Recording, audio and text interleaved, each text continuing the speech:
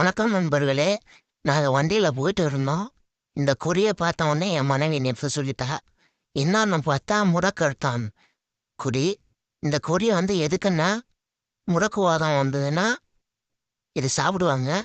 முடக்குவாதம் வராமல் இருக்கிறதுக்கும் இதை சாப்பிடுவாங்க ஆரம்பத்திலே. இதை இந்த கொடியை எடுத்துகிட்டு போயிட்டு இதில் இருக்கிற இலையெல்லாம் பறிச்சு போட்டு மாவை அரைச்சி தோசை மாவில் கலந்து தோசை சுட்டு சாப்பிடுவாங்க. இது அடிக்கடிக்கு சாப்பிட்றதால முடக்குவாதம் வராமல் இருக்கும். முடக்குவாதம்னா ஒரு கை ஒரு கால் இழுத்துக்கும். ஒரு சிலருக்கு அதை மாதிரி இழுக்காமல் இருக்கிறதுக்காக இது. வணக்கம் நண்பர்களே. நாங்கள் வண்டியில் போயிட்டு இருந்தோம். இந்த குறியை பார்த்த உடனே என் மனைவி நேற்று சொல்லிட்டா. என்னன்னு பார்த்தா முடக்கத்தான் குறி. இந்த குறி எதுக்குன்னா, முடக்குவாதம் வந்ததுன்னா இது சாப்பிடுவாங்க. முடக்குவாதம் வராமல் இருக்கிறதுக்கும் இதை சாப்பிடுவாங்க.